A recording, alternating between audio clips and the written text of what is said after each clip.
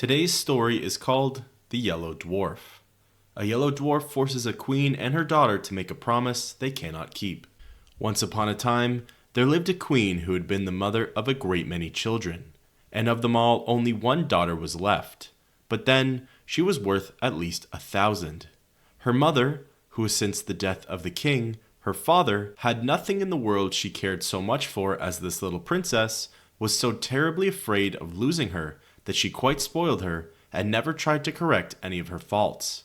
The consequence was that this little person, who was as pretty as possible and was one day to wear a crown, grew up so proud and so much in love with her own beauty that she despised everyone else in the world. The queen, her mother, by her caresses and flatteries, helped to make her believe that there was nothing too good for her. She was dressed almost always in the prettiest frocks, as a fairy or as a queen going out to hunt, and the ladies of the court followed her dressed as forest fairies. And to make her more vain than ever, the queen caused her portrait to be taken by the cleverest painters and sent it to several neighboring kings with whom she was very friendly. When they saw this portrait, they fell in love with the princess, every one of them, but upon each it had a different effect. One fell ill, one went quite crazy, and a few of the luckiest set off to see her as soon as possible. But these poor princes became her slaves the moment they set eyes on her. Never has there been a happier court. 20 delightful kings did everything they could have to make themselves agreeable, and after having spent ever so much money in giving a single entertainment, thought themselves very lucky if the princess said, "That's pretty." All this admiration vastly pleased the queen. Not a day passed but she received 7,000 or 8,000 sonnets, and as many elegies, madrigals, and songs, which were sent her by all the poets in the world. All the prose and the poetry that was written just then was about Bellissima, for that was the princess's name, and all the bonfires that they had were made of these verses, which crackled and sparkled better than any other sort of wood. Bellissima was already 15 years old, and every one of the princes wished to marry her, but not one dared to say so. How could they when they knew that any of them might have cut off his head 5 or 6 times a day just to please her, and she would have thought it a mere trifle, so little did she care. You may imagine how hard-hearted her lovers thought her, and the queen, who wished to see her married, did not know how to persuade her to think of it seriously. "Bellissima," she said, "I do wish you would not be so proud. What makes you despise all these nice kings? I wish you to marry one of them, and you do not try to please me." "I am so happy," Bellissima answered. "Do leave me in peace, madam. I don't want to care for anyone." "But you would be very happy with any of these princes," said the queen, "and I shall be very angry if you fall in love with anyone who is not worthy of you." But the princess thought so much of herself that she did not consider any of her lovers clever or handsome enough for her, and her mother, who was getting really angry at her determination not to be married, began to wish that she had not allowed her to have her own way so much. At last, not knowing what else to do, she resolved to consult a certain witch who was called the Fairy of the Desert. Now this was very difficult to do, as she was guarded by some terrible lions. But happily, the queen had heard a long time before that whoever wanted to pass these lions safely must throw to them a cake made of millet flour, sugar candy, and crocodile's eggs. This cake she prepared with her own hands, and putting it in a little basket, she set out to seek the fairy. But as she was not used to walking far, she soon felt very tired and sat down at the foot of a tree to rest, and presently fell asleep. When she awoke, she was dismayed to find her basket empty. The cake was all gone, and to make matters worse, at that moment she heard the roaring of the great lions, who had found out that she was near and were coming to look for her. "What shall I do?" she cried. "I shall be eaten up." And being too frightened to run a single step, she began to cry, and leaned against the tree under which she had been asleep. But then she heard someone say, "Hmm. She looked all round her, and then up the tree, and there she saw a little tiny man who was eating oranges. "Oh, queen," said he, "I know you very well, and I know how much afraid you are of the lions, and you are quite too right, for they have eaten many other people, and what can you expect, as you have not any cake to give them?" "I must make up my mind to die," said the poor queen. "Alas, I should not care so much if only my dear daughter were married." "Oh, you have a daughter," cried the yellow dwarf, who was so called because he was a dwarf and had such a yellow face and lived in the orange tree. I'm really glad to hear that, for I've been looking for a wife all over the world. Now, if you will promise that she shall marry me, not one of the lions, tigers, or bears shall touch you." The queen looked at him and was almost as much afraid of his ugly little face as she had been of the lions before, so that she could not speak a word. "What? You hesitate, madam?" cried the dwarf. "You must be very fond of being eaten up alive." And as he spoke, the queen saw the lions, which were running down a hill toward them. Each one had 2 heads, 8 feet, and 4 rows of teeth, and their skins were as hard as turtle shells and were bright red. At this dreadful sight, the poor queen, who was trembling like a dove when it sees a hawk, cried out as loud as she could, "Oh, dear Mr. Dwarf, Bellissima shall marry you." "Oh, indeed," said he disdainfully. "Bellissima is pretty enough, but I don't particularly want to marry her. You can keep her." "Oh, noble sir," said the queen in great distress, "do not refuse her. She is the most charming princess in the world." "Oh, well," he replied, "out of charity I will take her, but be sure and don't forget that she is mine."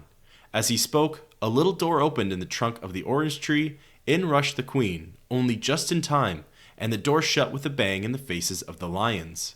The queen was so confused that at first she did not notice another little door in the orange tree, but presently it opened and she found herself in a field of thistles and nettles. It was encircled by a muddy ditch, and a little further on was a tiny thatched cottage, out of which came the yellow dwarf with a very jaunty air. He wore wooden shoes and a little yellow coat, and as he had no hair and very long ears, he looked altogether a shocking little object. "I am delighted," said he to the queen, "that, as you are to be my mother-in-law, you should see the little house in which your Bellissima will live with me. With these thistles and nettles she can feed a donkey which she can ride whenever she likes. Under this humble roof no weather can hurt her. She will drink the water of this brook and eat frogs which grow very fat about here, and then she will have me always with her, handsome, agreeable, and happy as you see me now. For if her shadow stays by her more closely than I do, I shall be surprised." The unhappy queen, seeing all at once what a miserable life her daughter would have with this dwarf, could not bear the idea, and fell down insensible without saying a word.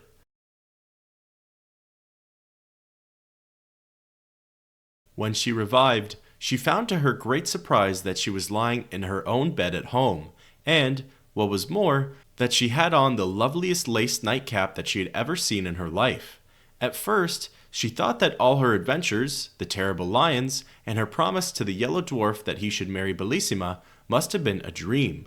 But there was the new cap with its beautiful ribbon and lace to remind her that it was all true, which made her so unhappy that she could neither eat, drink, nor sleep for thinking of it. The princess, who in spite of her willfulness, really loved her mother with all her heart, was much grieved when she saw her looking so sad, and often asked her what was the matter. But the queen, who didn't want her to find out the truth, only said that she was ill, or that one of her neighbors was threatening to make war against her. Bellissima knew quite well that something was being hidden from her, and that neither of these was the real reason of the queen's uneasiness. So she made up her mind that she would go and consult the fairy of the desert about it, especially as she had often heard how wise she was, and she thought that at the same time she might ask her advice as to whether it would be as well to be married or not. So, with great care, she made some of the proper cake to pacify the lions, and one night went up to her room very early, pretending that she was going to bed, but instead of that, she wrapped herself in a long white veil and went down a secret staircase, and set off all by herself to find the witch. But when she got as far as the same fatal orange tree, and saw it covered with flowers and fruit, she stopped and began to gather some of the oranges, and then, putting down her basket, she sat down to eat them. But when it was time to go on again, the basket had disappeared, and though she looked everywhere, not a trace of it she could find. The more she hunted for it, the more frightened she got, and at last she began to cry. Then all at once she saw before her the yellow dwarf. "What's the matter with you, my pretty one?" said he. "What are you crying about?" "Alas," she answered, "no wonder that I am crying. seeing that I have lost the basket of cake that was to help me to get safely to the cave of the fairy of the desert. And what do you need with her, pretty one? Said the little monster. For I am a friend of hers, and for the matter of that, I am quite as clever as she is. The queen, my mother, replied the princess, has lately fallen into such deep sadness that I fear that she will die, and I'm afraid that perhaps I am the cause of it, for she very much wishes me to be married. And I must tell you truly that as yet I have not found anyone I consider worthy to be my husband, so for all these reasons, I wish to talk to the fairy. Do not give yourself any further trouble, princess, answered the dwarf. I can tell you all you want to know better than she could. The queen, your mother, has promised you in marriage. Has promised me, interrupted the princess. Oh, no, I'm sure she is not. She would have told me if she had. I am too much interested in the matter for her to promise anything without my consent. You must be mistaken. Beautiful princess, cried the dwarf suddenly, throwing himself on his knees before her. I flatter myself that you will not be displeased at her choice when I tell you that it is to me she has promised the happiness of marrying you. You? Cried Bellissima, starting back. My mother wishes me to marry you? How can you be so silly as to think of such a thing? Oh, it isn't that I care much to have that honor, cried the dwarf angrily, but here are the lions coming. They'll eat you up in 3 mouthfuls, and there will be an end of you and your pride. And indeed, at that moment, the poor princess heard their dreadful howls coming nearer and nearer. What shall I do? She cried. Must all my happy days come to an end like this? The malicious dwarf looked at her and began to laugh spitefully. At least, said he, you have the satisfaction of dying unmarried. A lovely princess like you must surely prefer to die rather than be the wife of a poor little dwarf like myself. Oh, don't be angry with me, cried the princess, clasping her hands. I'd rather marry all the dwarfs in the world than die in this horrible way. Look at me well, princess, before you give me your word, said he. I don't want you to promise me in a hurry. Oh, cried she, the lions are coming. I have looked at you enough. I am so frightened. Save me this minute, or I shall die of terror. Indeed, as she spoke, she fell down insensible, and when she recovered, she found herself in her own little bed at home.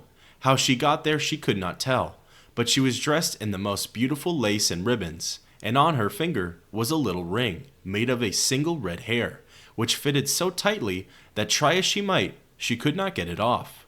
When the princess saw all these things and remembered what had happened, she too fell into the deepest sadness, which surprised and alarmed the whole court and the queen more than anyone else. 100 times she asked Bellissima if anything was the matter with her, but she always said that there was nothing. At last, the chief men of the kingdom, anxious to see their princess married, sent to the queen to beg her to choose a husband for her as soon as possible. She replied that nothing would please her better, but that her daughter seemed so unwilling to marry, and she recommended them to go and talk to the princess about it themselves. So this they did at once. Now Bellissima was much less proud since her adventure with the yellow dwarf, and she could not think of a better way of getting rid of the little monster than to marry some powerful king. Therefore, she replied to their request much more favorably than they had hoped, saying that, though she was very happy as she was, still, to please them, she would consent to marry the king of the gold mines. Now he was a very handsome and powerful prince, who had been in love with the princess for years, but had not thought that she would ever care about him at all. You can easily imagine how delighted he was when he heard the news, and how angry it made all the other kings to lose forever the hope of marrying the princess. But, after all, Bellissima could not have married 20 kings. Indeed, she had found it quite difficult enough to choose one, for her vanity made her believe that there was nobody in the world who was worthy of her. Preparations were begun at once for the grandest wedding that had ever been held at the palace. The king of the gold mines sent such immense sums of money that the whole sea was covered with ships that brought it. Messengers were sent to all the gayest and most refined courts, particularly to the court of France, to seek out everything rare and precious to adorn the princess, although her beauty was so perfect that nothing she wore could make her look prettier. At least, that is what the king of the gold mines thought, and he was never happy unless he was with her. As for the princess, the more she saw of the king, the more she liked him. He was so generous, so handsome and clever, that at last she was almost as much in love with him as she was with her. How happy they were as they wandered about in the beautiful gardens together. sometimes listening to sweet music, and the king used to write songs for Bellissima. This is one that she liked very much. In the forest, all is gay, when my princess walks that way. All the blossoms then are found, downward fluttering to the ground, hoping she may tread on them, and bright flowers on slender stem gaze up at her as she passes, brushing lightly through the grasses.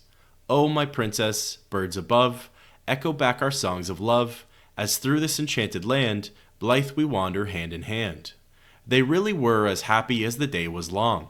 All the king's unsuccessful rivals had gone home in despair. They said goodbye to the princess so sadly that she could not help being sorry for them. "Ah, madam," the king of the gold mines said to her, "how is this? Why do you waste your pity on these princes who love you so much that all their trouble would be well repaid by a single smile from you?" "I should be sorry," answered Bellissima, "if you had not noticed how much I pitied these princes who were leaving me forever, but for you, sire, it is very different. You have every reason to be pleased with me, but they are going sorrowfully away, so you must not grudge them my compassion." The king of the gold mines was quite overcome by the princess's good-natured way of taking his interference, and, throwing himself at her feet, he kissed her hand 1,000 times and begged her to forgive him. At last, the happy day came. Everything was ready for Bellissima's wedding. The trumpets sounded, all the streets of the town were hung with flags and strewn with flowers, and the people ran in crowds to the great square before the palace. The queen was so overjoyed that she had hardly been able to sleep at all, and she got up before it was light to give the necessary orders and to choose the jewels that the princess was to wear. These were nothing less than diamonds, even to her shoes, which were covered with them, and her dress of silver brocade was embroidered with a dozen of the sun's rays. You may imagine how much these had cost, but then nothing could have been more brilliant except the beauty of the princess. Upon her head she wore a splendid crown. Her lovely hair waved nearly to her feet, and her stately figure could easily be distinguished among all the ladies who attended her. The king of the gold mines was not less noble and splendid. It was easy to see by his face how happy he was, and everyone who went near him returned loaded with presents. For all around the great banqueting hall had been arranged 1,000 barrels full of gold, and numberless bags made of velvet embroidered with pearls and filled with money, each one containing at least 100,000 gold pieces, which were given away to everybody who liked to hold out his hand, which numbers of people hastened to do, you may be sure. Indeed, some found this by far the most amusing part of the wedding festivities. The queen and the princess were just ready to set out with the king when they saw, advancing towards them, from the end of the long gallery, 2 great basilisks dragging after them a very badly made box. Behind them came a tall woman, whose ugliness was even more surprising than her extreme old age. She wore a ruff of black taffeta, a red velvet hood, and a farthingale all in rags, and she leaned heavily upon a crutch.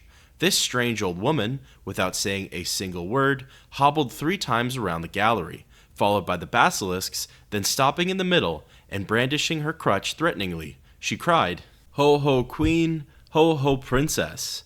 Do you think you are going to break with impunity the promise that you made to my friend, the yellow dwarf?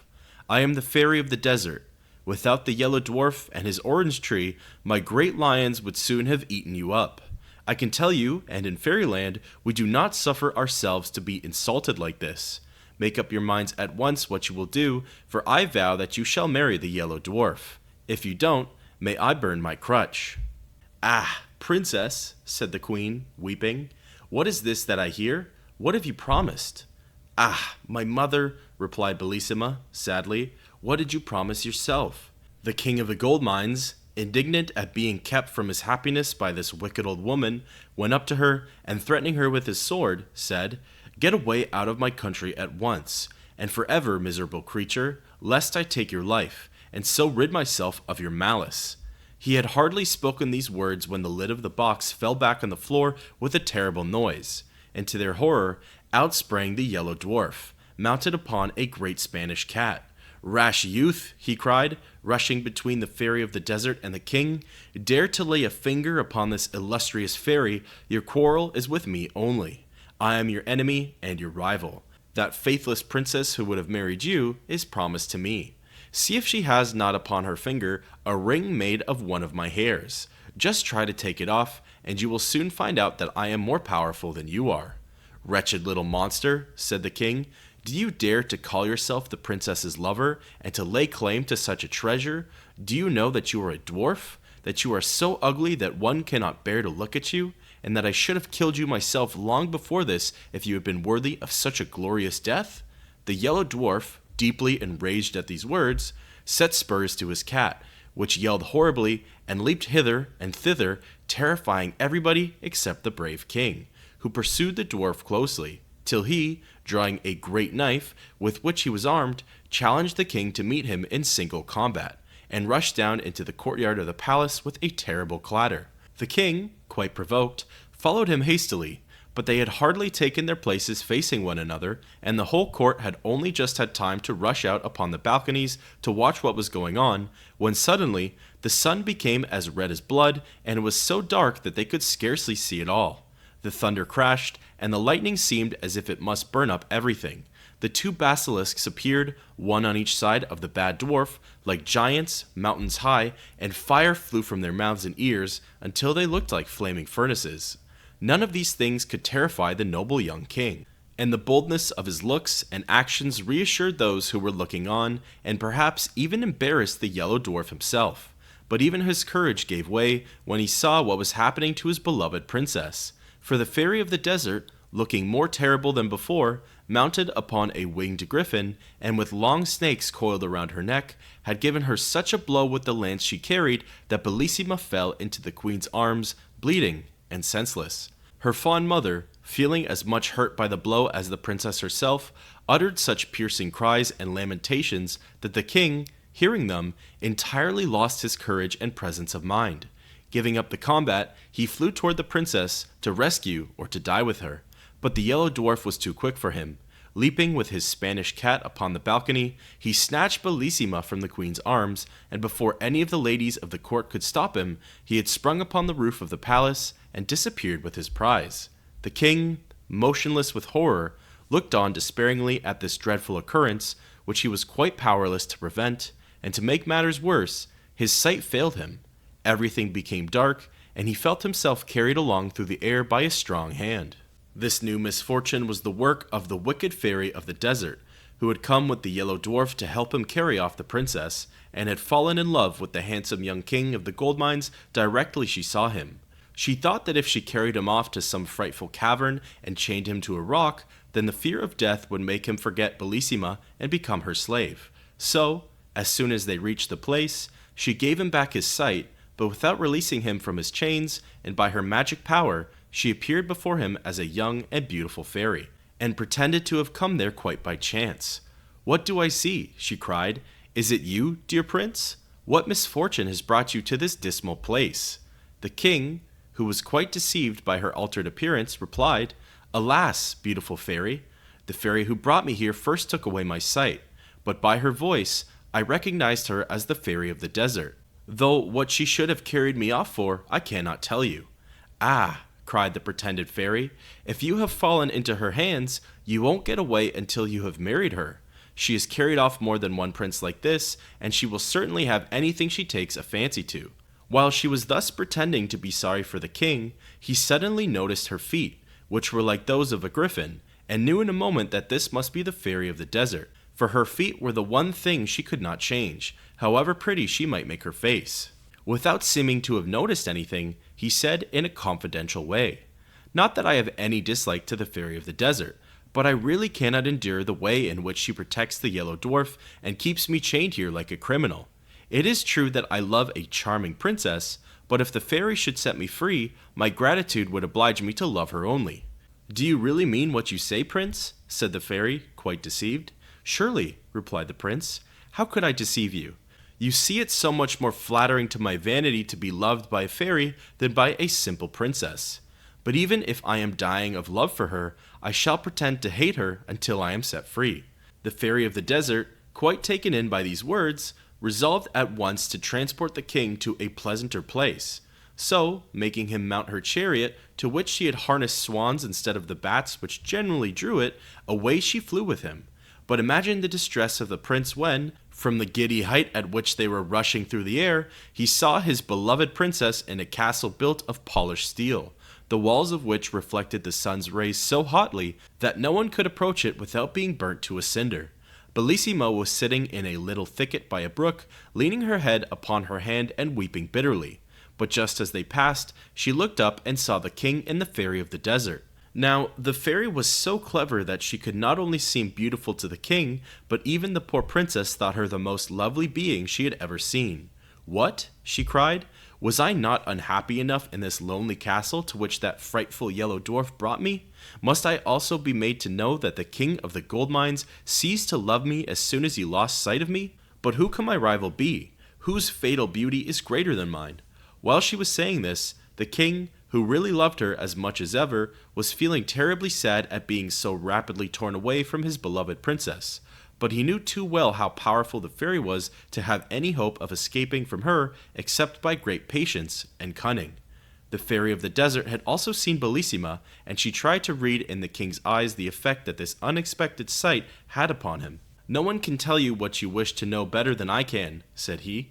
"This chance meeting with an unhappy princess for whom I once had a passing fancy before I was lucky enough to meet you has affected me a little, I admit, but you are so much more to me than she is that I would rather die than leave you." "Ah, prince," she said, "can I believe that you really love me so much?" "Time will show, madam," replied the king. "But if you wish to convince me that you have some regard for me, do not, I beg of you, refuse to aid Bellissima." "Do you know what you are asking?" said the fairy of the desert, frowning and looking at him suspiciously. "Do you want me to employ my art against the yellow dwarf, who is my best friend, and take away from him a proud princess whom I can but look upon as my rival?" The king sighed, but made no answer. Indeed, what was there to be said to such a clear-sighted person? At last, they reached a vast meadow, gay with all sorts of flowers. A deep river surrounded it, and many little brooks murmured softly under the shady trees, where it was always cool and fresh.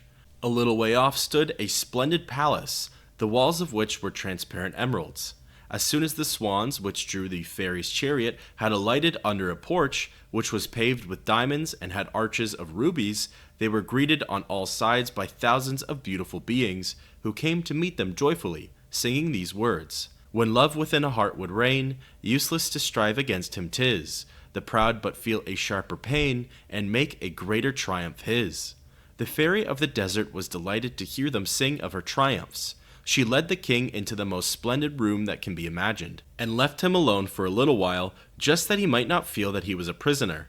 But he felt sure that she had not really gone quite away, but was watching him from some hiding place. So walking up to a great mirror, he said to it, "Trusty counselor, let me see what I can do to make myself agreeable to the charming fairy of the desert, for I can think of nothing but how to please her." And he at once set to work to curl his hair, and seeing, upon a table, a grander coat than his own, he put it on carefully. The fairy came back so delighted that she could not conceal her joy. "I am quite aware of the trouble you have taken to please me," said she, "and I must tell you that you have succeeded perfectly already. You see, it is not difficult to do if you really care for me." The king, who had his own reasons for wishing to keep the old fairy in a good humor, did not spare pretty speeches, and after a time he was allowed to walk by himself upon the seashore. The fairy of the desert had by her enchantments raised such a terrible storm that the boldest pilot would not venture out in it, so she was not afraid of her prisoners being able to escape, and he found it some relief to think sadly over his terrible situation without being interrupted by his cruel captor. Presently, after walking wildly up and down, he wrote these verses upon the sand with his stick. "At last may I upon this shore lighten my sorrow with soft tears. Alas, alas, I see no more my love who yet my sadness cheers. And thou, O raging stormy sea, stirred by wild winds from depth to height, thou hold'st my love one far from me, and I am captive to thy might. My heart is still more wild than thine, for fate is cruel unto me. Why must I thus in exile pine? Who is my princess snatched from me? O lovely nymphs from ocean caves, who know how sweet true love may be, come up and calm the furious waves, and set a desperate lover free." While he was still writing, he heard a voice which attracted his attention in spite of himself. Seeing that the waves were rolling in higher than ever, he looked all round, and presently saw a lovely lady floating gently toward him, upon the crest of a huge billow, her long hair spread all about her. In one hand she held a mirror, and in the other a comb, and instead of feet she had a beautiful tail like a fish, with which she swam. The king was struck dumb with astonishment at this unexpected sight, but as soon as she came within speaking distance, she said to him, "I know how sad you are at losing your princess and being kept a prisoner by the fairy of the desert. If you like, I will help you to escape from this fatal place, where you may otherwise have to drag on a weary existence for 30 years or more." The king of the gold mines hardly knew what answer to make to this proposal, not because he did not wish very much to escape, but he was afraid that this might be only another device by which the fairy of the desert was trying to deceive him. As he hesitated, the mermaid, who guessed his thoughts, said to him, "You may trust me. I am not trying to entrap you. I am so angry with the yellow dwarf and the fairy of the desert that I am not likely to wish to help them, especially since I constantly see your poor princess, whose beauty and goodness make me pity her so much, and I tell you that if you will have confidence in me, I will help you to escape." "I trust you absolutely," cried the king, "and I will do whatever you tell me. But if you have seen my princess, I beg of you to tell me how she is and what is happening to her." "We must not waste time in talking," said she. "Come with me, and I will carry you to the castle of steel, and we will leave upon this shore a figure so like you that even the fairy herself will be deceived by it." So saying, she quickly collected a bundle of seaweed, and, blowing it 3 times, she said, "My friendly seaweeds, I order you to stay here stretched upon the sand until the fairy of the desert comes to take you away." And at once the seaweeds became like the king, who stood looking at them in great astonishment, for they were even dressed in a coat like his, but they lay there pale and still as the king himself might have lain if one of the great waves had overtaken him and thrown him senseless upon the shore. And then the mermaid caught up the king, and away they swam joyfully together. "Now," said she, "I have time to tell you about the princess. In spite of the blow which the fairy of the desert gave her, the yellow dwarf compelled her to mount behind him upon his terrible Spanish cat, but she soon fainted away with pain and terror, and did not recover till they were within walls of his frightful castle of steel. Here she was received by the prettiest girls it was possible to find, who had been carried there by the yellow dwarf, who hastened to wait upon her and showed her every possible attention. She was laid upon a couch covered with cloth of gold, embroidered with pearls as big as nuts." "Ah," interrupted the king of the gold mines, "if Bellissima forgets me and consents to marry him, I shall break my heart." "You need not be afraid of that," answered the mermaid. "The princess thinks of no one but you, and the frightful dwarf cannot persuade her to look at him." "Pray go on with your story," said the king. "What more is there to tell you?" replied the mermaid. "Bellissima was sitting in the wood when you passed, and saw you with the fairy of the desert, who was so cleverly disguised that the princess took her to be prettier than herself. You may imagine her despair, for she thought that you had fallen in love with her." "She believes that I love her?" cried the king. "What a fatal mistake! What is to be done to undeceive her?"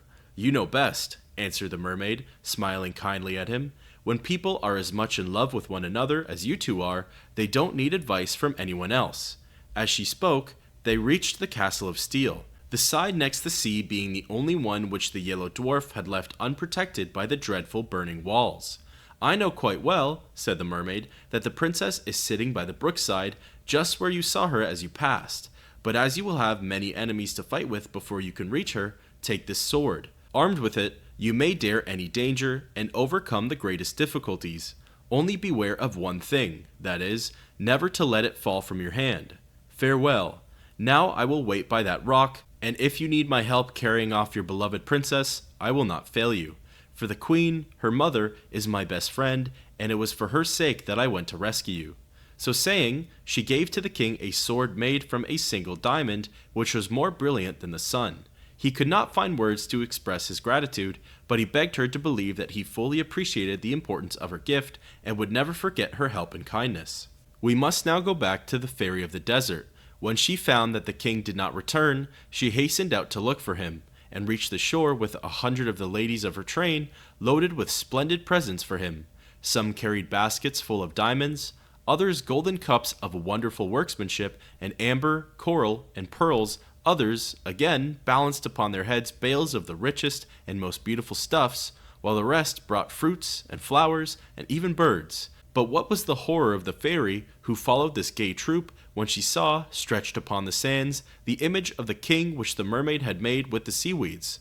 Struck with astonishment and sorrow, she uttered a terrible cry, and threw herself down beside the pretended king, weeping and howling, and calling upon her 11 sisters, who were also fairies, and who came to her assistance. But they were all taken in by the image of the king, for clever as they were, the mermaid was still cleverer, and all they could do was to help the fairy of the desert to make a wonderful monument over what they thought was the grave of the king of the gold mines.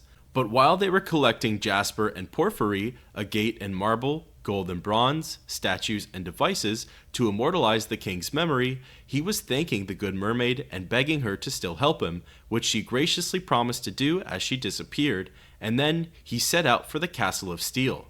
He walked fast, looking anxiously round him, and longing once more to see his darling Bellissima. But he had not gone far before he was surrounded by 4 terrible sphinxes, who would very soon have torn him to pieces with their sharp talons if it had not been for the mermaid's diamond sword. For no sooner he had flashed it before their eyes than down they fell at his feet quite helpless, and he killed them with one blow. But he had hardly turned to continue his search when he met 6 dragons covered with scales that were harder than iron. Frightful as this encounter was, the king's courage was unshaken, and by the aid of his wonderful sword he cut them in pieces one after the other. Now he hoped his difficulties were over, but at the next turning he was met by one which he did not know how to overcome. 24 pretty and graceful nymphs advanced toward him, holding garlands of flowers with which they barred the way. "Where are you going, prince?" they said. "It is our duty to guard this place, and if we let you pass, great misfortunes will happen to you and to us. We beg you not to insist upon going on. Do you want to kill 24 girls who have never displeased you in any way?" The king did not know what to do or say. It went against all his ideas as a knight to do anything a lady begged him not to do. But, as he hesitated, a voice in his ear said, "Strike, strike and do not spare, or your princess is lost forever." So, without reply to the nymphs, he rushed forward instantly, breaking their garlands and scattering them in all directions, and then went on without further hindrance to the little wood where he had seen Bellissima. She was seated by the brook looking pale and weary when he reached her, and he would have thrown himself down at her feet, but she drew herself away from him with as much indignation as if he had been the yellow dwarf. "Ah, princess," he cried, "do not be angry with me. Let me explain everything. I am not faithless or to blame for what has happened.